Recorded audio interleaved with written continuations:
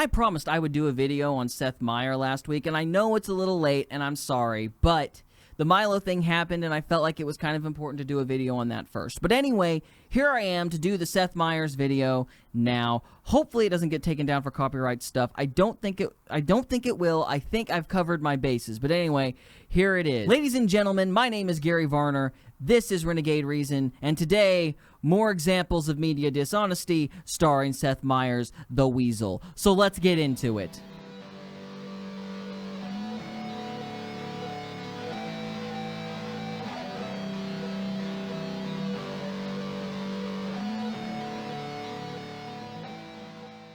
Now, last week we did a video on Trump's very badly needed come to Jesus meeting with the media.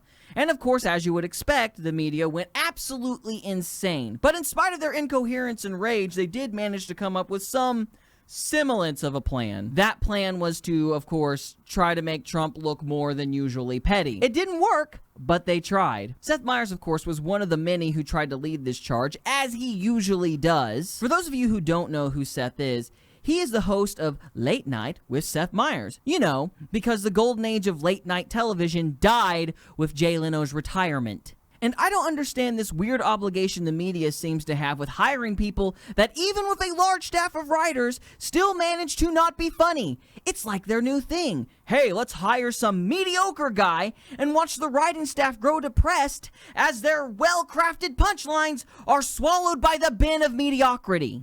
You will notice when 5 people force themselves to laugh and clap in this next clip.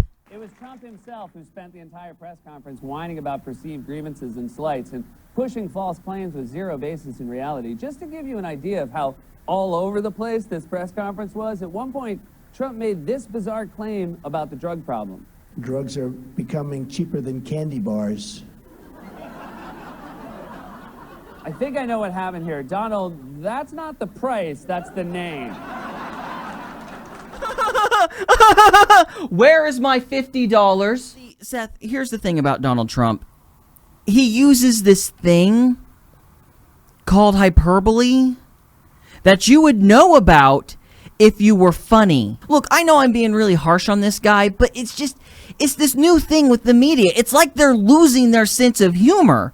I mean, at least when Bush was around, you didn't agree with what the media was saying all the time, but hey, they were funny about it, if nothing else. But now it's just, everything is just a giant pile of meh. Anyway, this whole report that he did was just a giant montage about how Trump was supposedly ranting and raving. So here's a clip. Press honestly is out of control. The level of dishonesty is out of control. It's all fake news. Fake news, fake news. Very fake news. Russia is fake news. Quiet, quiet, quiet. Sit down. Sit down. A very insulting question. Wait a minute. I don't have to tell you. I don't have to tell you. I'm not going to tell you. I'm just telling you. You know, you're dishonest people. Where are you from? BBC. Good. Here's another beauty. Donald Trump rants and raves at the press. I'm not ranting and raving. Okay, see, when you cut stuff up like that, yeah, it looks like he was ranting and raving, but he really wasn't. He really wasn't, because that's an hour-and-a-half press conference, and you got to understand the media was pissed, and things got really hot and contentious. So watch the press conference, you'll know this guy is full of crap. Now, I do have to correct one thing. When I did my last video on this, I thought the clip he was showing was President Trump leaving at the end of his first standalone conference, and the guy was screaming the question about Russia then. That wasn't actually the clip that he showed. He actually showed a clip of Benjamin Netanyahu where they weren't even talking about Russia, and some guy randomly screamed the question about Russia as he was walking off. So here's the thing. That press conference that we just talked about, the first standalone press conference by Trump, was exclusively about Russia. That was what they spent most of their time talking about. But because Trump was so direct about the topic, he literally had to go to other press conferences to grab clips to make it look like Trump was being evasive.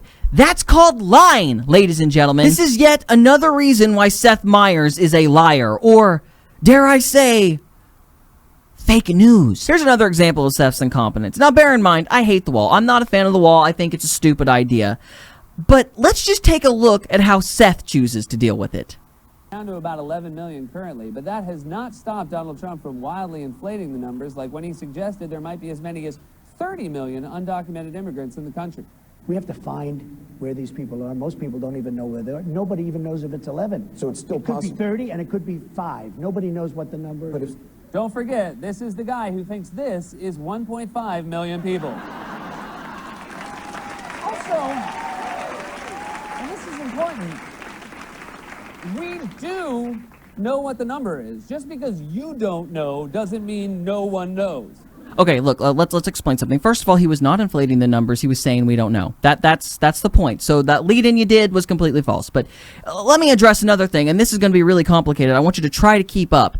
But hold on. Let me just try to explain this to you. This is important. People don't indict themselves, you dumbass! Okay, Seth, think.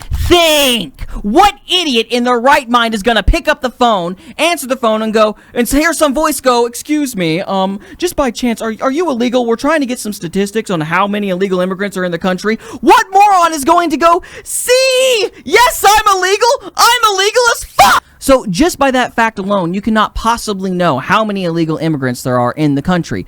You don't know. You can get a sense by other factors, some statistics grabbed by businesses and different government agencies, but we don't have a real concept of how extensive the problem is. There's no way to track that because nobody is going to tell you that they are illegal, you dumbass. And here's the sad thing. I agree with the guy. I think the wall's a stupid idea. I think it's a fundamentally moronic idea. But just because I agree with the guy does not mean that we should sit down and ignore the fact that he just said something fundamentally stupid. Next clip. Security Secretary John Kelly recently told Fox News there will be the physical wall and then parts of the wall that you can actually see through. See through? So it will be partly a large concrete barrier and partly a sneeze guard? Obviously, Trump was talking about the sensors, okay? Part of the wall is going to be large and big or what have you, and the other part of the wall is going to be sensors and technology. Clearly, that was what he was talking about. And clearly, Seth Meyers knows that's what he's talking about. But this is the problem that the media just doesn't seem to understand.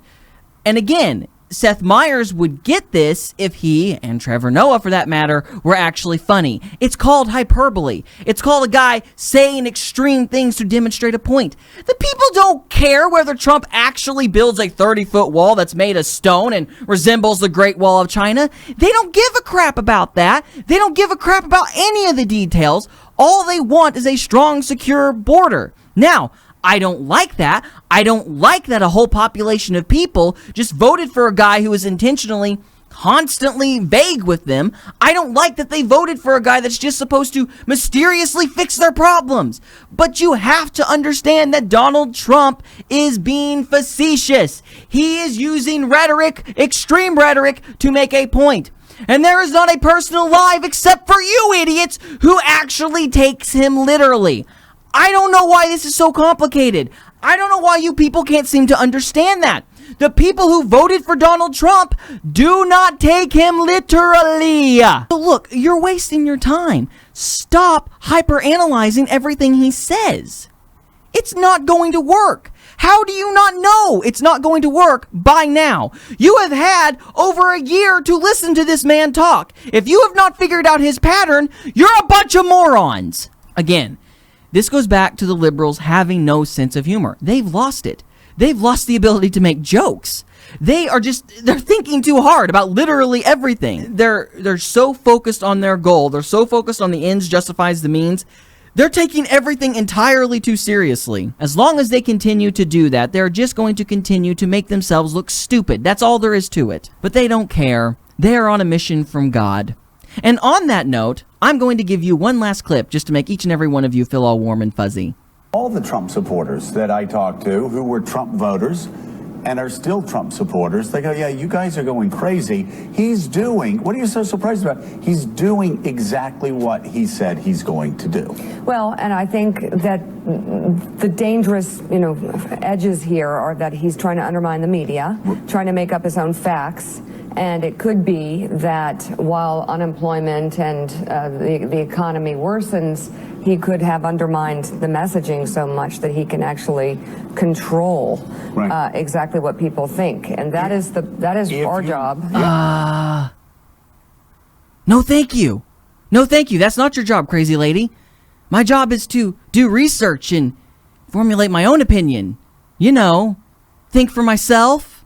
Remember? Okay, guys, well, that's all we have for this episode. Thank you very much for watching. You know, if you liked this episode, please like, share, subscribe, and all of that. And, yeah, guys, I always appreciate your time. Until next time, we'll see you later. Peace.